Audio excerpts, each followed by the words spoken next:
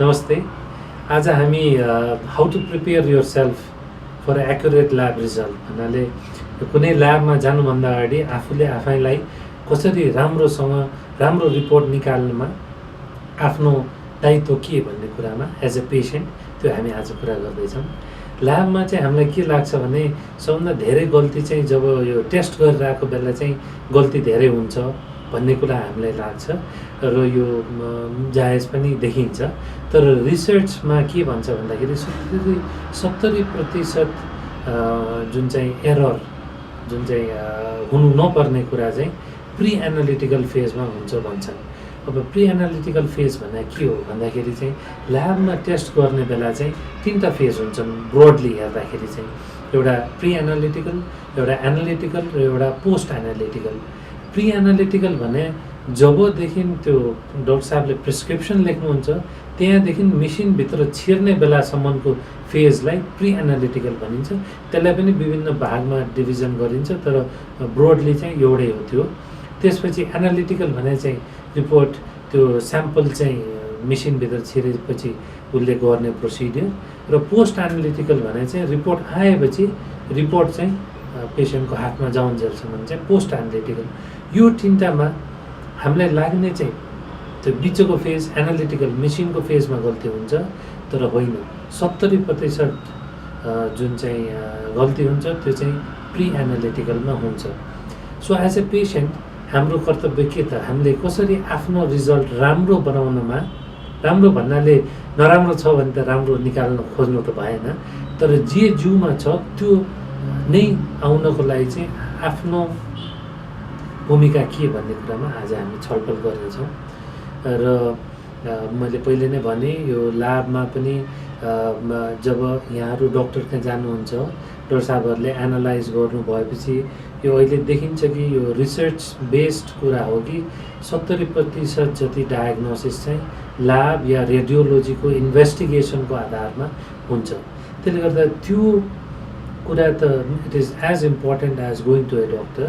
यहाँहरूले चाहिँ राम्रो ल्याब र राम्रो रेडियोलोजीको सर्भिस भएपछि नै अनि गुणस्तरीय डायग्नोसिस भएपछि गुणस्तरीय ट्रिटमेन्ट हुन्छ या त्यसको उपचार गुणस्तरीय हुनसक्छ। अब त्यो कारणले चाहिँ यहाँहरूको भूमिकाको बारेमा अब छौँ। भूमिकामा पहिलो त हामी खानाकै कुरा गरौँ। खाना चाहिँ यहाँहरूले भोलि हरेक ल्याब टेस्टलाई चाहिँ भोको पेट जानुपर्ने हुँदैन, तर धेरै जस्तोलाई भोको पेट जानुपर्नेमा चाहिँ एटलिस्ट 10देखि 12 घन्टाको फास्टिङ, राति भनौँ न बिहान गएर 7 देखि 8सम्म जाँच गर्नु छ या 9सम्म भने राति 10देखि 12 घन्टा अगाडिदेखि चाहिँ केही पनि खानु भएन। पानी चाहिँ खान मिल्छ।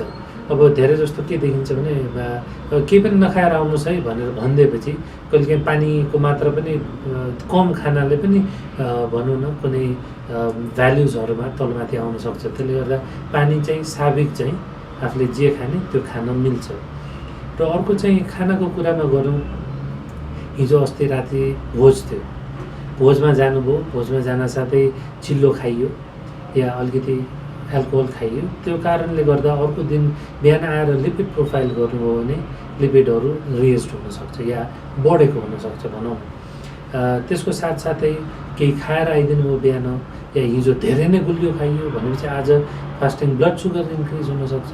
त्यो कारणले चाहिँ हामीले के भन्छौँ भन्दा गर्नै पर्ने बेला तुरन्त टेस्ट गर्नु पऱ्यो, नभए 2-3 दिन स्वाभाविक चाहिँ खाना खाएको बेला जाँच गर्दाखेरि चाहिँ स्पेसल्ली लिपिड प्रोफाइलको लागि चाहिँ राम्रो हुनेछ। यहाँ के हुन्छ भने हामीले देखेको कुराहरू चाहिँ जस्तै हिजो राति अलिकति चिल्लो खाइयो, बँदेलकै मासु खाइयो, 2-3 टुक्रा खाँदाखेरि पनि अर्को दिन ट्राइग्लिसराइड भत्त बढेको कुराहरू देखियो। अनि त्यो बेला हामीले पेसेन्टलाई के भन्छौँ भने तपाईँ यहाँहरूले चाहिँ 2-3 दिनको स्वाभाविक चाहिँ खाना खाएर अनि फेरि जाँच गर्नु होला, यतिको आधारमा औषधि सुरु गर्नु मिल्दैन भनेर हामीले काउन्सिलिङ गर्छौँ। So this is very important, यहाँहरूको दायित्व त्यहाँ हुन्छ। अर्को कुरा चाहिँ एक्सर्साइज गर्नु एकदमै राम्रो। We always advocate for exercise as doctors. तर एक्सर्साइज चाहिँ अब जस्तै भोलि बिहान टेस्ट गर्नु छ, आज मैले धेरै नै आज जिम गइयो र धेरै नै एक्सर्साइज हेभी एक्सर्साइज गरियो भने या भोलिपल्ट बिहान मेरो जाँच छ 7-8-9 बजीतिर बिहानै भनौँ 10 किलोमिटर म कुदेर आएँ, त्यो भयो भने के हुन्छ भने पिसाबमा प्रोटिन देखिन सक्छ। अनावश्यक प्रोटिन देखिएपछि किडनी बिग्रिया हो कि भनेर फेरि किडनीको जाँच गर्नुपर्ने हुनसक्छ। भनेपछि एउटा पैसा खर्च भयो, अर्को टाइम खर्च भयो। त्योभन्दा पनि ठुलो कुरा चाहिँ इमोसनली डिफिकल्टी हुने भयो। सो त्यो कारणले गर्दा यहाँहरूले चाहिँ जाँच गर्नुभन्दा 24 घन्टा अगाडि चाहिँ एक्सर्साइज, हेभी एक्सर्साइज चाहिँ नगर्नु होला। अब यसको साथसाथै के हुन्छ भने जस्तै हामीले एक दुईजना यङ भाइहरूमा के देखेका छौँ भने उहाँहरूले धेरै नै फुटबल खेल्ने, हरेक दिन जस्तो नै फुटसल खेल्ने र आएर एक दिन छाती दुखे जस्तो, खासमा ग्यास्ट्राइटिस रहेछ। तर अब ग्यास्ट्रिक पेन भएपछि त एउटा भनौँ छातीको पनि टेस्टहरू गर्नु पऱ्यो। त्यो गर्दाखेरि सिकेएमबी गर्दाखेरि अलिकति रेज देखियो। अब त्यसपछि उहाँलाई इको गर्नु पऱ्यो, इसिजी गर्नु पऱ्यो, अरू मार्कर्सहरू हेर्न हामी अरू मार्कर्स हेऱ्यौँ। सो यो गर्दाखेरि अनावश्यक टेस्टिङ पनि भयो, गर्नु त थियो, तर यो केले गर्दा भन्ने पछि कन्क्लुजन आयो कि उहाँले फुटसल धेरै नै खेल्ने र जाँच गर्नुभन्दा अगाडि पनि खेलेको भए हुनाले उहाँको चाहिँ त्यो सिकेएमबी या सिपिकेहरू चाहिँ त्यो मसलबाट प्रड्युस हुन्छ, त्यो चाहिँ अलिकति एलिभेटेड थियो। सो त्यो कारणले चाहिँ एक्सर्साइजहरू नगर्नु होला। अब यसले अर्को चाहिँ यो इफेक्टहरू चाहिँ जिउमा पार्नुको साथसाथै टेस्टोस्टेरोन लेभल्सहरूमा पनि फरक पार्छ। यिनीहरू दुई तिनवटा इक्जाम्पल हो। त्यो कारणले गर्दाखेरि चाहिँ मेरो हिसाबमा चाहिँ 24 आवर्स यहाँले रिफ्रेन फ्रम एक्सर्साइज नगरिदिनु भयो भने राम्रो हुन्छ। तेस्रोमा चाहिँ अब मेडिकेसन, कुनै औषधि खाइरहनु भएको छ भने यहाँले गएर जब त्यहाँ रगत तान्ने फ्लेबोटोमिस्ट भनौँ भाइ बहिनीहरूले लिने बेला चाहिँ मैले यो औषधि खाएको छु या मात्रा चेन्ज भएको छ भने मेरो यो औषधिको मात्रा अलिकति चेन्ज भएको छ है भनेर त्यहाँ भनिदिनु भयो भने त्यो अनुसार उहाँहरूले त्यो रिक्वेजेसन फर्ममा लेखिदिनुहुन्छ र हामीलाई पनि थाहा हुन्छ कि त्यो कोरिलेट गर्न। जस्तै वार्फरिन खाइरहनु भएको छ, एउटा रगत पातलो बनाउने औषधि, त्यो बेला डोज बढाएर छ भने त्यो अनुरूपको कोरिलेसन गरिन्छ रिपोर्टसँग। सो यो पनि यहाँहरूले चाहिँ भनिदिनु आवश्यकता हुन्छ। यस्तै कुरामा मेडिकेसन जस्तै औषधि, कुनै औषधिहरूले चाहिँ प्रोटिन या सिबिसी या भनौँ न यो आइरन, अब आइरन चक्की खाइरहनु भएको छ भने प्लिज भनिदिनु पऱ्यो आइरनको जाँच गर्ने बेला। त्यस्तै गरी क्रियाटिनिन, युरिया, क्याल्सियम, यो कुराहरू चाहिँ कुनै औषधिको साइड इफेक्टले बढ्ने घट्ने भइरहेको हुन्छ। त्यसले गर्दा औषधि के हो त्यो पनि यहाँहरूले चाहिँ भनिदिनु जरुरी हुन्छ। यसका साथसाथै जुन भनौँ न डिजिज स्टेट भनिन्छ या यहाँलाई के चाहिँ बिरामी छ, अब कुनै किडनीको बिरामी हुनुहुन्छ कि या लङ टर्म इलनेस, डायबिटिस छ या हाई ब्लड प्रेसर छ, त्यो पनि यसो भनिदिँदाखेरि राम्रो। र जहिले पनि ल्याबमा आइसकेपछि चाहिँ जहिले 15 मिनट जति बस्ने बानी बसालौँ। 15 मिनट बस्नाले 10 देखि 15 मिनट बसौँ भन्छु, किनभने यो जिउको एउटा मेटाबोलिजम पनि अलिकति शान्त स्वभावले शान्त हुन खोज्छ। त्यो यो भने एउटा आफ्नो एम्बियन्ससँग फेमिलियराइजेसन भएपछि जिउ पनि अलिक शान्त हुन्छ। किन त एउटा जिउ शान्त वातावरण र आफू पनि शान्त किन हुनु पर्यो भन्दाखेरि एङ्जाइटी या स्ट्रेस हुन्छ नि। जस्तै आज जाँच गर्नु छ भनेपछि अब लामो क्यु छ, त्यसले गर्दा तनाव आउनसक्छ, या रिपोर्ट के आउने हो भन्ने तनाव, या त्यो माहौल हेरिकन, त्यो ल्याबको माहौल हेरिकन तनाव आउनसक्छ। त्यो तनावले के गर्छ भन्दाखेरि ग्लुकोज भयो, एल्बुमिन भयो, इन्सुलिन भयो, यी रगतका जाँचहरू जुन गरिन्छ यिनीहरूलाई बढाइदिन्छ। त्यो कारणले जहिले पनि ल्याबमा गएपछि 10 देखि 15 मिनट बसेर अनि मात्र रगत दिनतिर प्रस्थान गर्नु होला। र सानसानो कुराहरू जस्तै अब सुतेर दिँदाखेरि एक प्रकारको रिपोर्ट आउँछ, मान्छे उभिएर दिँदाखेरि एक प्रकारको रिपोर्ट आउँछ। र अब यसमा चाहिँ यहाँहरूको भूमिका भन्दा पनि यो जसले फ्लेबोटोमी गर्ने मान्छे हो उहाँहरूले चाहिँ सुतेर दिया हो कि या उठेर रगत दिया हो कि भनेर लेखिदिँदाखेरि चाहिँ त्यो इम्पोर्टेन्ट हुन्छ। सो यहाँहरूलाई पनि थाहा पाइरहँदाखेरि राम्रो कुरा हो। र अर्को चाहिँ लिपिड प्रोफाइलको बारेमा,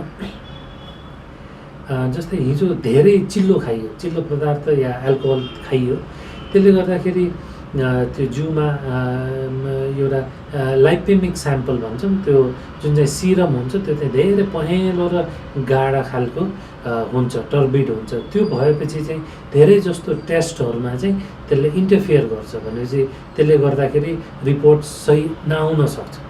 त्यो कारणले चाहिँ इमर्जेन्सी बाहेक अरू बेला जाँच गर्नु पऱ्यो भने 2-3 दिनको साबिक चाहिँ खाना खाएको बेला जाँच गर्न जाँदा धेरै राम्रो हुन्छ।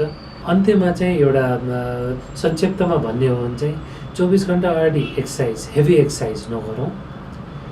12 घन्टा अगाडि चाहिँ पानी बाहेक अरू केही पनि नखाउँ, पानी चाहिँ खान मिल्छ।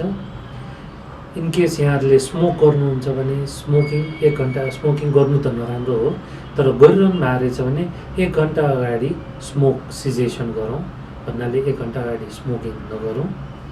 आएर ल्याबमा 15 मिनट बसौँ ताकि आफ्नो शरीरको जुन भनौँ न एउटा लेभलहरू हर्मोनदेखि लिएर सबै एउटा स्ट्रेस लेभलदेखि लिएर सबै लेभल्सहरू काम कम्पोज्ड लेभलमा हुन्छ। र त्यसपछि जाँच गर्न जानु भएपछि यहाँहरूले चाहिँ मैले यो औषधि खाइरहेको छु या यो नयाँ औषधि खाइरहेको छु या यो औषधिको डोज डाक्टर साहबले बढाइदिनु भएको छ भनेर यहाँहरूले यति भनिदिनु भयो भने चाहिँ जाँच गरेर सही रिपोर्ट दिनको लागि हामीलाई टेवा पुग्नेछ। र यसै साथसाथमा म के भन्न चाहन्छु भने यहाँहरूले चाहिँ जहिले पनि बिहान 7 देखि 9 को बिचमा चाहिँ टेस्ट या जाँच, फास्टिङको जाँच गर्न आइदिनु भयो भने राम्रो हुन्छ। कहिलेकाहीँ ओभर फास्टिङले पनि एब्नर्मल रिपोर्ट देखाउँछ। हिजो राति 10 बजे खाएँ, आज बिहान 12 बजे आएर म त फास्टिङ छु, हिजो राति 10 बजेदेखि केही पनि खाएको छैन भनेर आउनुभयो र भोलिपल्ट बिहान 12 नुनमा 12-11 बजे बिहान या 12 बजे रगत दिनुभयो भने ग्लुकोजको मात्रा कम देखिन सक्छ। त्यस्तै गरी अरू एनालाइट्सहरू, अरू जाँचहरूको पनि मात्रा कम या बढी देखिन सक्छ। त्यो कारणले 7 देखि 9 भित्र चाहिँ जाँच गराइदिनु भयो भने राम्रो हुने थियो। धन्यवाद।